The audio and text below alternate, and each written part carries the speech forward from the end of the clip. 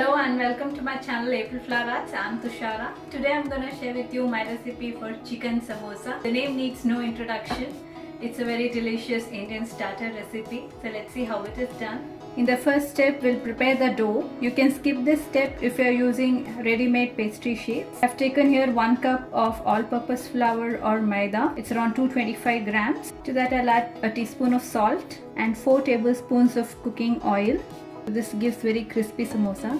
You may even add melted butter. First we will incorporate the oil and the salt very well with the flour so that all the particles are coated really well with the oil. This is a very important step to get very crispy samosas. You can see that how crumbly it has become. So now we'll start to knead the dough.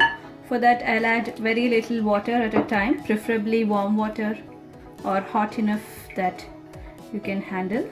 So we are looking for a stiff dough, so make sure not to make it very soft or else the samosas may become very soggy. Alright, I have prepared a stiff dough like this. I used around half a cup of water. So now I'll add a few drops of oil on top of it and we'll cover it and set it aside until we prepare the chicken stuffing. For the chicken filling you will need 500 grams of minced chicken. I have just taken boneless chicken and pulsed it in a food processor. You may even use ready-made ground chicken as well. It's approximately 2 cups. 1 cup of onions, 3 tablespoons of garlic, 1.5 tablespoons of ginger, a tablespoon of green chilies, some coriander leaves or cilantro, bell peppers or capsicum, and some lemon juice.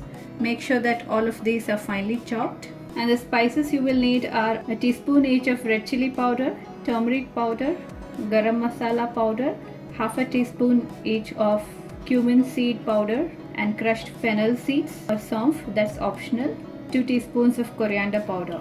So let's start with the preparation of the chicken filling. For that here I have 2 tablespoons of cooking oil heating up in a pan.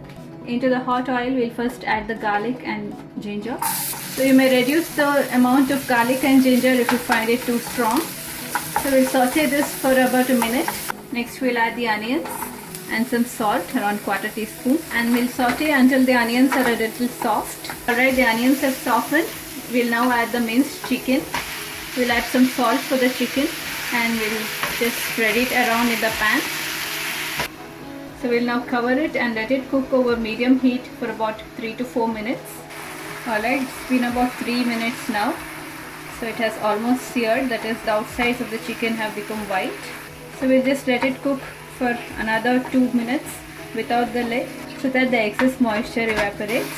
Alright, I have been continuously stirring the chicken and it has almost dried up. So we'll now reduce the heat to a minimum and add all the spices and cook the spices at low heat for about a minute. So now I'll add just about 2 tablespoons of water, not much. We'll now cover it and let the chicken cook completely. Alright, the chicken is completely cooked. I was stirring it in between. It just took about 2 to 3 minutes. Since it is minced chicken, it won't take much time. You may sprinkle some water if you see that it is sticking to the bottom. So now I have switched off the stove. We'll now add the fresh greens, the coriander leaves or cilantro and green chilies, that's optional, and some capsicum or bell peppers, that gives a nice crunch. So you may even check for salt at this point of time. I'm going to squeeze some lime juice, around a tablespoon or 2.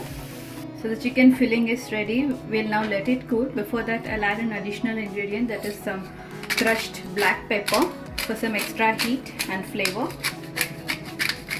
So in the third step we will prepare the samosas. The dough has been resting for about 20 minutes. We'll now knead it once again with the back of our hands like this for about 2 to 3 minutes. So next we'll pinch off lime sized portions of the dough, roll it into a smooth ball.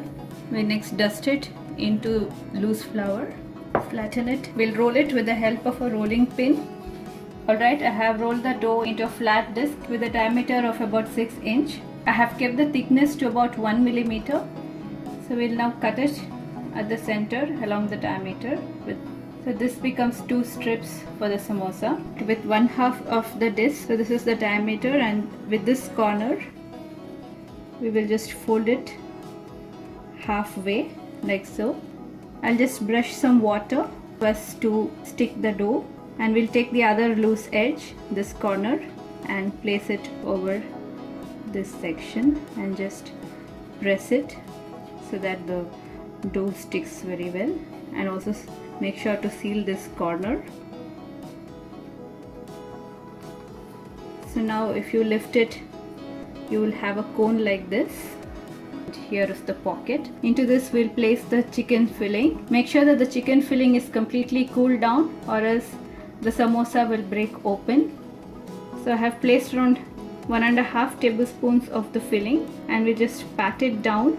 So now again we'll brush some water along the edges, and then this is the sealed edge of the cone.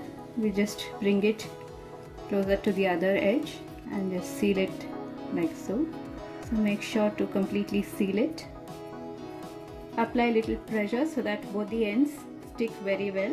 We just place it like so.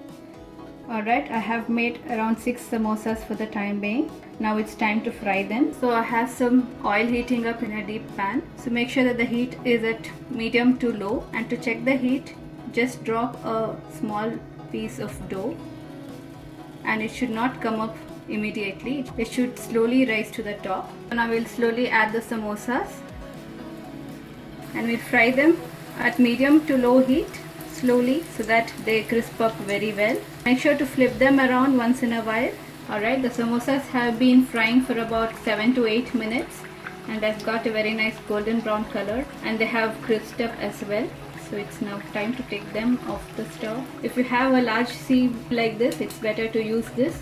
This prevents the samosas from becoming soggy and allows the steam to escape. Alright, the samosas are all ready. With this recipe you can make around 14 to 15 samosas. You can see that how crispy they have come, and they are not at all oily because of the way we prepared the dough. So I'll just cut and show you.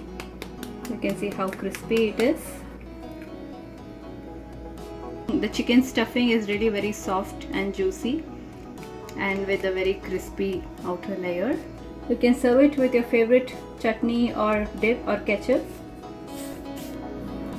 Hope you liked my recipe for chicken samosa. It is not complicated but a little time consuming. You can reduce the preparation time by half by using ready-made pastry sheets. If you try this recipe, please post your feedback in the comment section and subscribe to watch my new videos every week. Until next time, it's bye from me. Thanks for watching.